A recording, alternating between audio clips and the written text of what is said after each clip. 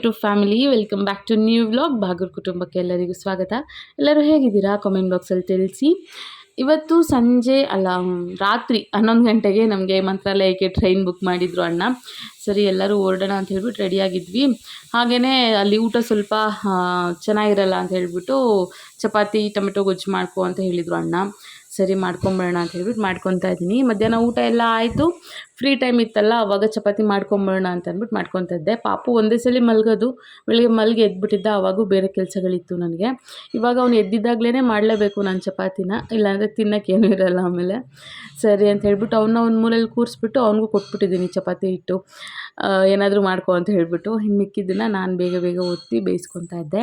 ಒಂದು ಸ್ವಲ್ಪ ಹೊತ್ತು ಅಷ್ಟೇ. ಆಮೇಲೆ ಯಜಮಾನ್ರು ಬಂದರು, ಅವರು ಪಾಪುನ ನೋಡಿಕೊಂಡ್ರು. ಆಮೇಲೆ ನಾನು ಬೇಗ ಬೇಗ ಚಪಾತಿಗಳನ್ನ ಮಾಡಿಕೊಂಡೆ.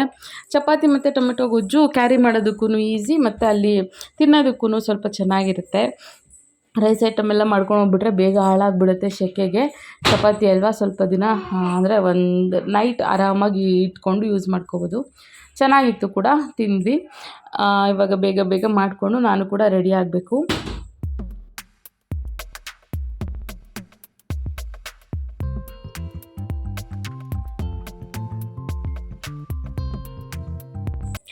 ಮನೇಲಿದ್ದು ಟೊಮೆಟೊ ಸಾಕಾಗಲ್ಲ ಅಂತ ಹೇಳ್ಬಿಟ್ಟು ಬಿಗ್ ಬಾಸ್ಕೆಟಲ್ಲಿ ಟೊಮೆಟೊ ಮತ್ತು ಒಂದು ಸ್ವಲ್ಪ ತಿಂಡಿ ಐಟಮ್ಸ್ ಎಲ್ಲ ಬುಕ್ ಮಾಡಿದ್ದೆ. ಅದೆಲ್ಲ ಕೂಡ ಬಂತು. ಅದೆಲ್ಲ ಬಿಗ್ ಬಾಸ್ಕೆಟಲ್ಲಿ ಆರ್ಡ್ರ್ ಮಾಡಿದ್ರೆ ಒಂದು 10-15 ನಿಮಿಷ ಬಂದುಬಿಡುತ್ತೆ ಬೇಗ. ಅದು ಬಂತು. ಆಮೇಲೆ ಅಷ್ಟರಲ್ಲಿ ಚಪಾತಿ ಕೂಡ ರೆಡಿಯಾಗಿತ್ತು. ಇವಾಗ ಟೊಮೆಟೊ ಎಲ್ಲ ಕಟ್ ಮಾಡಿ ಇಟ್ಕೊಂಡು ಟೊಮೆಟೊ ಗೊಜ್ಜು ಮಾಡ್ಕೊಂಬಿಡೋಣ ಅಂತ ಟೊಮೆಟೊ ಜಾಸ್ತಿ ಹಾಕ್ತಾಯಿದ್ದೀನಿ. ಇದಕ್ಕೆ ಒಂಚೂರು ನಾನು ನೀರನ್ನ ಬಳಸ್ತೇನೆ ಟೊಮೆಟೊ ಗೊಜ್ಜು ಮಾಡ್ಕೊಂಡಿರೋದು. ನೀರು ಹಾಕ್ಬಿಟ್ರೆ, ನೀರು ಮತ್ತು ಕಾಯಿ ತುರಿ ಏನಾದರೂ ಹಾಕಿದ್ರೆ ಬೇಗ ಹಾಳಾಗೋಗುತ್ತೆ ಟೊಮೆಟೊ ಗೊಜ್ಜು. ಜಾಸ್ತಿ ದಿನ ಅಂದರೆ 2 ದಿನ ಎಲ್ಲ ಇಡೋಕ್ಕಾಗಲ್ಲ. ಹಾಗೆಯೇ ನನಗೆ ಪ್ಯಾಕಿಂಗ್ ಕೂಡ ಮಾಡೋದಕ್ಕೆ ಟೈಮೇ ಸಿಕ್ಕಿರಲಿಲ್ಲ. ಇವಾಗೆಲ್ಲ ಐರನ್ ಮಾಡ್ಬಿಟ್ಟು ಪ್ಯಾಕ್ ಮಾಡ್ಕೊತಾ ಇದ್ದೀನಿ. ಇದು ಯಜಮಾನ್ರದ್ದು ಬಟ್ಟೆ, ಒಂದು ಟವಲ್ಲು, ಇನ್ನರ್ವೇರು, ಪಂಚೆ ಮತ್ತು ಶರ್ಟು. ಇದು ಪಾಪುಗೂ ಒಂದು ಚಡ್ಡಿ, ಒಂದು ಶರ್ಟು, ಆಮೇಲೆ ಟವಲ್ಲು, ಒಂದು ಡೈಪರು. ಇಷ್ಟು ಫುಲ್ ಸ್ನಾನ ಮಾಡಿದ ತಕ್ಷಣ ಹಾಕೋದಕ್ಕೆ ಈಸಿ, ಮತ್ತು ಯಾರಾದ್ರು ಎತ್ತು ಕೊಟ್ಟರೆ ಅವ್ರಿಗೂ ಕೊಡೋದಕ್ಕೆ ಈಸಿ ಆಗುತ್ತೆ ಅಂದ್ಬಿಟ್ಟು ಜೊತೆಲಿ ಇಟ್ಟಿದ್ದೀನಿ. ಇದು ನನ್ನ ಬಟ್ಟೆ, ನನ್ನ ಚೂಡಿದಾರು, ಒಂದು ಟವಲ್ಲು ಅಷ್ಟೇ. ಆಮೇಲೆ ಇನ್ನೇನು ಎಕ್ಸ್ಟ್ರಾ ಪಾಪುಗೆ ಒಂದು ಸ್ವಲ್ಪ ಡೈಪರ್ ಬೇಕು, 1-2 ಜೊತೆ ಬಟ್ಟೆ ಎಕ್ಸ್ಟ್ರಾ ಬೇಕು. ಅದನ್ನೆಲ್ಲ ಕೂಡ ಬ್ಯಾಗಲ್ಲಿ ಆಲ್ರೆಡಿ ಎತ್ತಿಟ್ಟಿದ್ದೀನಿ. ಮನೇಲಿ ಬೆಳಿಗ್ಗೆನೇ ಎಲ್ಲ ಪೂಜೆ ಮಾಡಿದರು ಯಜಮಾನ್ರು. ಸಂಜೆ ಆಗಿತ್ತಲ್ಲ, ಸರಿ ದೀಪ ಅಂಟಿಸೋಣ, ಹೆಂಗೂ ಸ್ನಾನ ಮಾಡಿ ರೆಡಿಯಾಗಿದ್ನಲ್ಲ ಅಂದ್ಬಿಟ್ಟು ಹೋಗಿ ದೀಪ ಎಲ್ಲ ಅಂಟಿಸಿ ಪೂಜೆ ಮಾಡ್ತಾಯಿದ್ದೀನಿ. ನಮ್ಮ ಪಾಪು ನೋಡಿ, ಅದು ಫ್ಲ್ಯಾಶ್ ಆನ್ ಆಗಂಗೆಲ್ಲ ಮುಂದೆ ಬಂದುಬಿಡ್ತಾನೆ ಕ್ಯಾಮ್ರಾ ಮುಂದೆ ನೋಡೋದಕ್ಕೆ. ಇದು ನೋಡಿ, ಇದು ನಾನೇ ಮಾಡಿದ್ನಲ್ಲ ಧೂಪ, ಅದು ಎಷ್ಟು ಚೆನ್ನಾಗಿ ಉರಿಯುತ್ತೆ ಗೊತ್ತಾ. ಇನ್ನೊಂದ್ಸಲಿ ಮಾಡಬೇಕು, ಟೈಮೇ ಸಿಗ್ತಾಯಿಲ್ಲ ಮಾಡೋದಕ್ಕೆ. ತುಂಬ ಚೆನ್ನಾಗಿ ಘಮ್ ಅನ್ನುತ್ತೆ. ಅದು ಗುಲಾಬಿ ಹೂವದ್ದು ದಳಗಳು ಹಾಕಿದ್ದೆ, ಘಮ್ ಅಂತ ಇರುತ್ತೆ. ಹಚ್ಚಿದ್ರೆ ಸಾಂಬ್ರಾಣಿದು ಒಂಚೂರು ಸ್ಮೆಲ್ಲು, ಕರ್ಪೂರದ ಸ್ಮೆಲ್ಲು ಮತ್ತು ಗುಲಾಬಿದು ಸ್ಮೆಲ್ ಬರುತ್ತೆ, ಸಖತ್ತಾಗಿರುತ್ತೆ.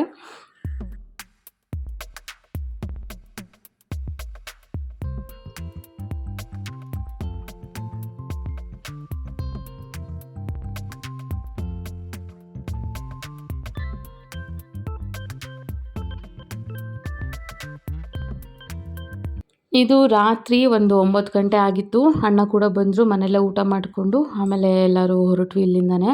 ಪಾಪುಗೆ ಸ್ವೆಟ್ರ್ ಹಾಕೋಣ ಅಂತ ಹೇಳ್ಬಿಟ್ಟು ತೊಗೊಂಡಿದ್ದೆ. ಆದರೆ ಏನು ಅಂಥ ಚಳಿನೇ ಏನಿಲ್ಲ, ಫುಲ್ಲು ಸೆಕೆನೇ ಆಗ್ತಿತ್ತು. ಮಳೆ ಏನಾದರೂ ಬಂದಿದ್ದರೆ ಚಳಿ ಆಗ್ತಿತ್ತೋ ಏನೋ. ಇವಾಗಂತೂ ಫುಲ್ ಸೆಕೆ. ನಾನು ಸ್ವೆಟ್ರ್ ಹಾಕ್ಕೊಂಡಿದ್ದೆ. ಆಮೇಲೆ ಟ್ರೈನಲ್ಲಿ ಬಿಚ್ಚಿಬಿಟ್ಟು ಬ್ಯಾಗ್ ಹಾಕ್ಕೊಂಡೆ. ಟ್ರೈನು ನಮ್ಮಣ್ಣ ಒಂದು 2 ತಿಂಗಳ ಹಿಂದೆಯೇ ಬುಕ್ ಮಾಡಿದರು, ಸ್ಲೀಪರ್ ಕೋಚು. ಇದು ಸಡನ್ನಾಗಿ ಬೇಕಂತಂದರೆ ಬುಕ್ ಮಾಡೋದಕ್ಕೆ ತುಂಬ ಕಷ್ಟ ಆಗುತ್ತೆ. ತುಂಬ ಅಂದರೆ ಎಲ್ಲೆಲ್ಲೋ ಸಿಕ್ಬಿಡುತ್ತೆ ಸೀಟು. ಮುಂಚೆನೇ 1-2 ತಿಂಗಳು ಮುಂಚೆನೇ ಬುಕ್ ಮಾಡಿರೋದ್ರಿಂದ ನಮ್ಮ 6 ಜನಕ್ಕೂ ಫುಲ್ಲು ಒಂದೇ ಕಡೆ ಸೀಟ್ ಸಿಕ್ತು. 6 ಜನ ಅಂದ ತಕ್ಷಣ ನೀವು 3 ಜನ ಇದ್ದೀರಾ ಅಂತ ಅನ್ಕೋತಾ ಇರ್ಬೋದು. ನಾನು, ನಮ್ಮಣ್ಣ, ನಮ್ಮ ಯಜಮಾನ್ರು, ಆಮೇಲೆ ಅಪ್ಪ, ಅಮ್ಮ, ನನ್ನ ತಂಗಿ, ಇಷ್ಟು ಜನ ಹೋಗಿದ್ವಿ. ಅಜ್ಜಿನ ಲಾಸ್ಟ್ ಟೈಮ್ ಯಜಮಾನ್ರು ಪಾಪು ಒಂದು 5-6 ತಿಂಗಳಿರೋ ಪಾಪು ಇದ್ದಾಗ ಯಜಮಾನ್ರು ಅಜ್ಜಿನ ಮತ್ತು ಅಜ್ಜಿ ತಾತ ಎಲ್ಲರನ್ನೂ ಕೂಡ ಕರ್ಕೊಂಡು ಹೋಗಿದ್ರು. ಅದಕ್ಕೆ ಇವಾಗ ಅವ್ರನ್ನ ಕರ್ಕೊಂಡು ಹೋಗ್ತಾಯಿಲ್ಲ ಅಜ್ಜಿನ, ನಾವೆಲ್ಲ ಹೋಗ್ತಿದ್ವಿ. ಮನೇಲಿ ಯಾರಾದರೂ ಒಬ್ರು ಇರಬೇಕಲ್ಲ ಅಂತ ಹೇಳ್ಬಿಟ್ಟು ಅಜ್ಜಿನ ಮನೆಯಲ್ಲೇ ಬಿಟ್ಬಿಟ್ಟು ಬಂದಿದ್ದಾರೆ. ನನಗಂತೂ ರೈಲ್ವೆ ಸ್ಟೇಷನಲ್ಲಿ ಕನ್ಫ್ಯೂಸ್ ಆಗುತ್ತೆ. ಒಬ್ಬಳೇ ಅಂತೂ ಎಲ್ಲೂ ಓಡಾಡೋಕ್ಕಾಗಲ್ಲ ನನಗೆ. ಈ ಕಡೆ ಇದೆಯಾ ಡೋರು, ಈ ಕಡೆ ಇದೆಯಾ, ಎಲ್ಲ ಫುಲ್ಲು ಜಾಸ್ತಿ ಮೆಸ್ಸಿಯಾಗಿದೆ ಇದು ಮೆಜೆಸ್ಟಿಕಲ್ಲಿ. ದಿನ ಓಡಾಡೋರು ಗೊತ್ತಾಗುತ್ತೇನೋ, ನಾವು ಅಪರೂಪಕ್ಕೆ ಒಂದ್ಸಲಿ ಹೋದರೆ ಸ್ವಲ್ಪ ಕನ್ಫ್ಯೂಷನ್ನೇ. ಆಮೇಲೆ ಹೋಗಿ ಸೀಟ್ ಸಿಕ್ತು, ಕೂತ್ಕೊಂಡ್ವಿ. ಏನಾಗುತ್ತೆ ಗೊತ್ತಾ, ಒಂದೊಂದ್ಸಲಿ ಆ ಕಡೆಯಿಂದ ಬರಬೇಕಾದ್ರೆ ಬೇರೆಯವರೇ ಬಂದು ಕೂತ್ಕೊಂಡ್ಬಿಡ್ತಾರೆ ಸೀಟ್ ಹತ್ರ, ಅಲ್ಲಿ ಲೋಕಲ್ ಜನಗಳು. ಅದೊಂದು ಹಿಂಸೆ ಆಗುತ್ತೆ. ಈ ಸಲ ಏನಂತ ಹಿಂಸೆ ಎಲ್ಲ ಏನಾಗಲಿಲ್ಲ, ಈ ಕಡೆ ಆರಾಮಾಗಿ ಸೀಟ್ ಸಿಕ್ತು, ಕೂತ್ಕೊಂಡು ಹೋದ್ವಿ. ಏನು ಕಂದ?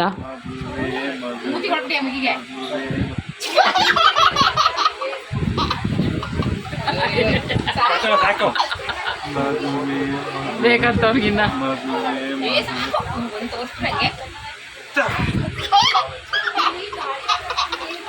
ಅಲ್ಲಿ ನೋಡಲ್ಲ.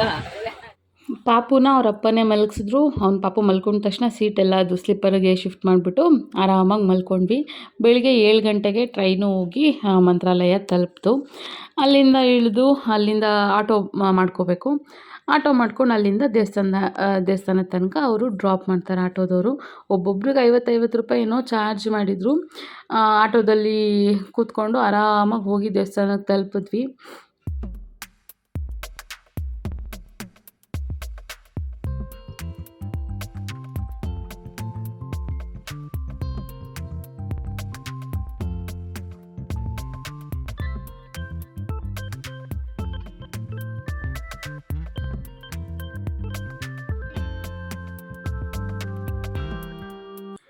ದೇವಸ್ಥಾನದ ಹತ್ರ ಹೋಗಿ ತಲುಪಿದ ಮೇಲೆ ಅಲ್ಲಿಂದ ಒಂದು ಮನೆಗೇನೋ ಕರ್ಕೊಂಡೋದ್ರು ಯಜಮಾನರು. ಅಲ್ಲೇ ಸ್ನಾನ ಮಾಡೋದಕ್ಕೆ ಬಿಸಿನೀರೆಲ್ಲ ಕೂಡ ಕೊಟ್ಟರು. ಅಲ್ಲೇ ಪಾಪುಗೂ ಬಿಸಿನೀರಲ್ಲೇ ಸ್ನಾನ ಮಾಡಿಸಿ ಆಮೇಲೆ ನಾವು ಕೂಡ ಎಲ್ಲರೂ ಸ್ನಾನ ಮಾಡಿಕೊಂಡು ಅಲ್ಲೇ ಒಂದು ರೂಮ್ ಇತ್ತು, ಅಲ್ಲೇ ರೆಡಿನೂ ಕೂಡ ಆಗಿಬಿಟ್ಟು ಆಮೇಲೆ ಬಂದ್ವಿ ದೇವಸ್ಥಾನದ ಒಳಗಡೆ. ದೇವಸ್ಥಾನದ ಒಳಗಡೆ ಅಂತೂ ಸಿಕ್ಕಾಪಟ್ಟೆ ಜನ ಇತ್ತು. ಹಂಗು ಹಿಂಗು ಮಾಡಿ ಕೊನೆಗೆ ದರ್ಶನ ಆಯಿತು. ಯಜಮಾನ್ರು 2 ಸಲ ದರ್ಶನ ಮಾಡಿದ್ರು, ಯಜಮಾನ್ರು ಮತ್ತು ಪಾಪು. ನಾವೆಲ್ಲ ಒಂದೇ ಸಲ ದರ್ಶನ ಮಾಡೋದಕ್ಕಾಗಿದ್ದು ಹೋಗಿ ದರ್ಶನ ಮಾಡ್ಕೊಂಡು ಬಂದ್ವಿ. ಈಚೆ ಬಂದ ತಕ್ಷಣವೇ ಒಂದು ತೇರು ಕೂಡ, ಅಂದರೆ ದೇವ್ರನ್ನ ಹೊತ್ಕೊಂಡು ಮೆರವಣಿಗೆ ಕೂಡ ಮಾಡ್ತಾಯಿದ್ರು. ಅದನ್ನು ಕೂಡ ಎಲ್ಲ ನೋಡಿ ನಮಸ್ಕಾರ ಮಾಡಿಕೊಂಡು ಒಂದು ಸ್ವಲ್ಪ ಒಂದು 10-15 ನಿಮಿಷ ಅಲ್ಲೇ ದೇವಸ್ಥಾನದ ಒಳಗಡೆನೂ ಕೂಡ ಕೂತಿದ್ವಿ. ನಮಗೆ ಈ ಸಲ ಪ್ರಸಾದನೇ ಸಿಕ್ಕಲಿಲ್ಲ. ಯಾಕೆ ಅಂತ ಅಂದರೆ ಹೇಳ್ತೀನಿ ನಿಮ್ಗೆ ಏನಾಯಿತು ಅಂತ ಹೇಳಿಬಿಟ್ಟು.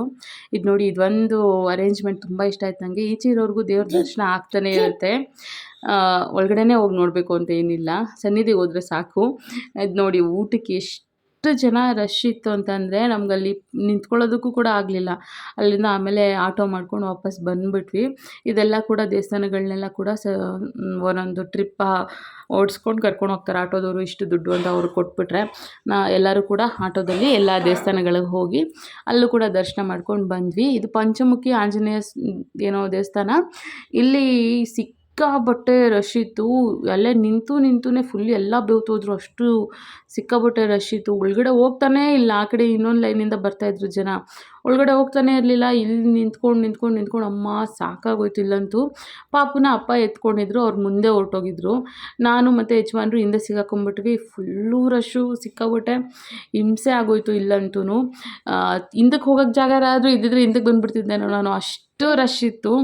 ಕೊನೆಗೂ ಹೋಗಿ ದರ್ಶನ ಮಾಡ್ಕೊಂಡು ಬಂದ್ವಿ. ಒಳಗಡೆ ಎಲ್ಲ ಕ್ಯಾಮ್ರಾ ಅಲೋ ಇರಲ್ವಲ್ಲ, ಒಳಗಡೆ ಹೋಗಿ ದರ್ಶನ ಮಾಡ್ಕೊಂಡು ಬಂದ್ವಿ. ಆಮೇಲೆ ಹಿಂದೆ ಲಕ್ಷ್ಮೀ ದೇವಸ್ಥಾನ ಇದೆ ಅಂತ ಹೇಳಿಬಿಟ್ಟು ಯಜಮಾನ್ರು ಅಲ್ಲೂ ಕೂಡ ತೋರಿಸ್ಕೊಂಡು ಹಿಂದೆ ಎಲ್ಲ ಹಂಗೆ ಒಂದು ರೌಂಡ್ ನೋಡಿಕೊಂಡು ಬಂದ್ವಿ.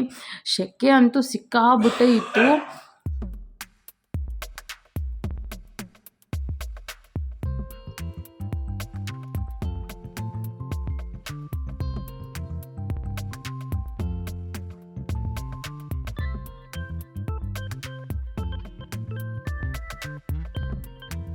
ಹಾಗೆಯೇ ಇಲ್ಲೆಲ್ಲ ನೋಡಿಕೊಂಡು ಆಮೇಲೆ ಅಲ್ಲಿ ಕೆಳಗೆ ಬಂದಮೇಲೆ ಜ್ಯೂಸ್ ಎಲ್ಲ ಕುಡ್ಕೊಂಡು ಅಲ್ಲಿಂದ ಇನ್ನೊಂದು ದೇವಸ್ಥಾನಕ್ಕೆ ಕರ್ಕೊಂಡೋದ್ರು. ಇದು ಬಿಚ್ಚಲಮ್ಮ ದೇವಸ್ಥಾನ ಅಂತ ಅಂದ್ಬಿಟ್ಟು, ಬಿಚ್ಚಲಮ್ಮನದು ಒಂದು ವಿಗ್ರಹ ಇತ್ತು. ಅಲ್ಲಿ ಎಲ್ಲ ಕೂಡ ನೋಡಿಕೊಂಡು ಆಮೇಲೆ ಇಲ್ಲೆಲ್ಲ ಕೂಡ ವಿಡಿಯೋ ಮಾಡಬೇಡಿ ಅಂತ ಹೇಳ್ತಾಯಿದ್ರು. ಇತ್ತೀಚೆಗೆ ಶುರುವಾಗಿದೆ ಅನಿಸುತ್ತೆ. ಮುಂಚೆ ಎಲ್ಲ ಎಷ್ಟೊಂದು ಜನ ವ್ಲಾಗರ್ಸ್ ಮಾಡಿರೋದು ನೋಡಿದ್ದೆ ನಾನು. ಯಾಕೋ ಕಂದ ವಾಯ್ಸ್ ಓವರ್ ಕೊಡೋದಕ್ಕೆ ಬಿಡ್ತಾಯಿಲ್ಲ ಪಾಪು, ಅವನು ಮಾತಾಡ್ತಾ ಇದ್ದಾನೆ. ಇಲ್ಲಿ ಎಲ್ಲ ಫುಲ್ಲು ನೋಡಿಕೊಂಡು ನಮಸ್ಕಾರ ಮಾಡಿಕೊಂಡು ದೇವ್ರಿಗೆ ಅಲ್ಲಿಂದ ಹೊರಟ್ವಿ. ಆಮೇಲೆ ಇನ್ನೊಂದು ಪ್ಲೇಸಿಗೆ ಕರ್ಕೊಂಡೋಗಿದ್ರು. ಅಲ್ಲಿ ರಾಯರು ಕೂತ್ಕೊಂಡು ಧ್ಯಾನ ಮಾಡ್ತಿದ್ರಂತೆ. ಆ ಪ್ಲೇಸ್ ಅಂತೂ ತುಂಬ ಇಷ್ಟ ಆಯಿತು, ತುಂಬ ಕಾಮಾಗಿತ್ತು, ಚೆನ್ನಾಗಿ ಅನ್ನಿಸ್ತು. ಮತ್ತು ಇನ್ನೊಂದು ಏನಪ್ಪ ಅಂತಂದರೆ ಮಳೆ ಇಲ್ಲದೆ ಇರೋ ಕಾರಣ ನೀರೇ ಇಲ್ಲ. ಎಲ್ಲ ಕಡೆ ಹರಿಯೋ ನೀರು ಇರಬೇಕಿತ್ತು ಇಲ್ಲೆಲ್ಲ, ಆದರೆ ಬರೀ ನಿಂತಿರೋ ನೀರು ಒಂದು ಸ್ವಲ್ಪ ಅಲ್ಲಿ ಹಳ್ಳದಲ್ಲಿ ಇತ್ತು ಒಂಚೂರು ನೀರು ಅಷ್ಟೇ. ಜಾಸ್ತಿ ನೀರೇ ಇರಲಿಲ್ಲ ಎಲ್ಲೂ. ಹೊಳೆಯಲ್ಲಿ ಸ್ನಾನ ಮಾಡೋದಕ್ಕಂತೂ ನೀರೇ ಇಲ್ಲ. ಎಲ್ಲ ಕಡೆ ಬರೀ ಹಳ್ಳದಲ್ಲಿರುತ್ತಲ್ಲ ನೀರು, ಆ ಥರ ಇತ್ತು, ಚೆನ್ನಾಗಿರಲಿಲ್ಲ. ಅದಕ್ಕೆ ಮನೆಗೆ ಹೋಗಿ ಮನೆಯಲ್ಲೇ ಸ್ನಾನ ಮಾಡಿದ್ದು. ಆವಾಗಲೇ ಹೇಳಿದ್ನಲ್ಲ ರಾಯರು ಕೂತ್ಕೊಂಡು ಧ್ಯಾನ ಮಾಡ್ತಿದ್ದಿದ್ದು ಜಾಗ ಅಂತ, ಇದೇನೆ. ಇಲ್ಲೂ ಕೂಡ ಹೋಗಿ ಒಂದು ಸ್ವಲ್ಪ ಹೊತ್ತು ಕೂತಿದ್ವಿ. ಎಲ್ಲ ಕೂಡ ನೋಡಿಕೊಂಡು ಫೋಟೋಸ್ಗಳೆಲ್ಲ ಹಾಕಿದ್ರಲ್ಲ ಅದನ್ನೆಲ್ಲ ಕೂಡ ನೋಡಿಕೊಂಡು ನೋಡಿ ತೋರಿಸ್ತಾ ಇದ್ದೀನಿ.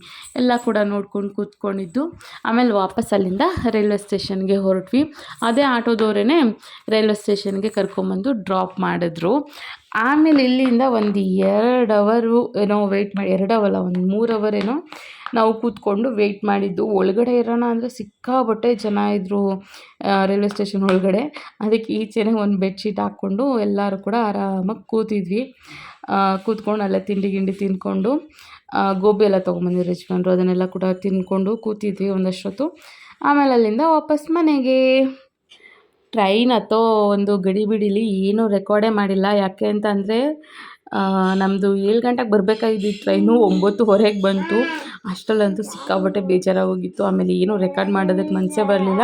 ಇದು ಮನೆಗೆ ಬಂದಮೇಲೆ ಬೆಳಿಗ್ಗೆ ಮನೆಗೆ ನಾವು ಒಂದು 5 ಗಂಟೆಗೋ ಏನೋ ಬಂದ್ವಿ. 5 ಗಂಟೆಗೆ ಬಂದ ತಕ್ಷಣ ಯಜಮಾನ್ರು ಹಾಲು ತೊಗೊಂಬಂದರು. ಎಲ್ರಿಗೂ ಕಾಫಿ ಮಾಡಿಕೊಟ್ಟೆ, ಸ್ವಲ್ಪ ರಿಫ್ರೆಶ್ ಆಗಲಿ ಅಂತ ಅಂದ್ಬಿಟ್ಟು. ಕಾಫಿ ಕುಡಿದ್ಬಿಟ್ಟೆ ಎಲ್ಲರೂ ಹೋದ್ರು ನಿದ್ದೆಗೆ.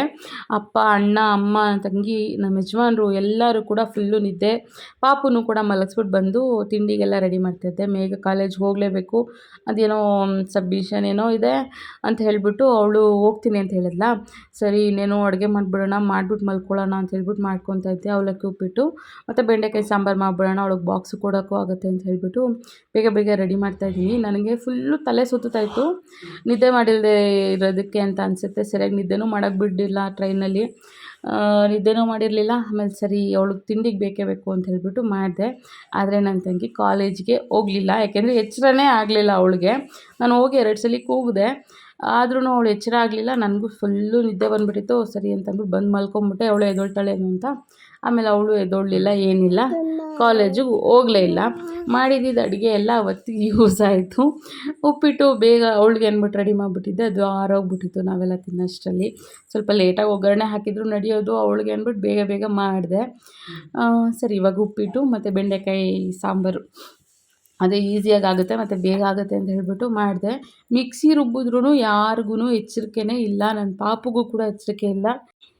ಇವಾಗ ಇನ್ನೇನು ಅಡುಗೆ ಎಲ್ಲ ಮಾಡಿದ್ದಾಯಿತು, ತಿಂಡಿಗೂ ರೆಡಿ, ಊಟಕ್ಕೂ ರೆಡಿ. ಇವಾಗ ಹೋಗ್ಬಿಟ್ಟು ನಾನು ಸ್ವಲ್ಪ ನಿದ್ದೆ ಮಾಡ್ತೀನಿ. ಟ್ರೈನಲ್ಲಿ ಪಾಪು ಪಕ್ಕ ಮಲಗಿಸ್ಕೊಂಡಿರೋದ್ರಿಂದ ನಿದ್ದೆನೂ ಮಾಡೋದಕ್ಕಾಗಲಿಲ್ಲ. ಈ ಕಡೆ ಅವನು ಮಲಗಿದ್ದ ಆರಾಮಾಗಿ, ನನಗಂತೂ ನಿದ್ದೆ ಮಾಡೋದಕ್ಕೆ ಆಗಲಿಲ್ಲ. ಫುಲ್ ಹಿಂಸೆ ಆಗಿಬಿಟ್ಟಿತ್ತು. ಒಂದು ಆ ಸೀಟಲ್ಲಿ ಒಬ್ಬರೇ ಮಲ್ಗೋದಕ್ಕಾಗೋದು, ಪಾಪು ಮಲಗಿಸ್ಕೊಂಡು ಕೂಡ ಮಲ್ಕೊಳ್ಳೋದಕ್ಕೆ ತುಂಬ ಇಕ್ಕಟ್ಟಾಗುತ್ತೆ. ಮತ್ತು ಅವ್ನಿಗೆ ಎಲ್ಲಿ ಪ್ರೆಸ್ ಮಾಡಿಬಿಡ್ತೀವೋ, ಅವ್ನಿಗೆ ಎಲ್ಲಿ ಮುಖದ ಮೇಲೆ ಕೈ ಹಾಕ್ಬಿಡ್ತೀನೋ ಹಂಗೆ ಹಿಂಗೆ ಅಂದ್ಕೊಂಡೇ ಅರ್ಧ ಟೆನ್ಷನಾಗಿ ನಿದ್ದೆ ಮಾಡೋದಕ್ಕಾಗಲ್ಲ. ದೇವಸ್ಥಾನದಲ್ಲಿ ದರ್ಶನ ಎಲ್ಲ ತುಂಬ ಚೆನ್ನಾಗಾಯಿತು, ಆದರೆ ಸ್ವಲ್ಪ ರಶ್ ಇದ್ದರು ಅಂತ ಹೇಳ್ಬೋದು. ನೀವು ಯಾರಾದರೂ ಹೋಗಂಗಿದ್ರೆ ಟ್ರೈನಲ್ಲಿ ಒಂದು 2 ತಿಂಗಳು ಮುಂಚೆನೇ ಪ್ಲ್ಯಾನ್ ಮಾಡಿ ಬುಕ್ ಮಾಡ್ಕೊಳ್ಳಿ. ಆವಾಗ ಸಡನ್ನಾಗಿ ಮಾಡ್ತೀರಾ ಅಂತ ಅಂದರೆ ತುಂಬ ಹಿಂಸೆ ಆಗುತ್ತೆ. ಅಷ್ಟೇ, ಅದೊಂದೇ ನನ್ನ ಟಿಪ್ಪು.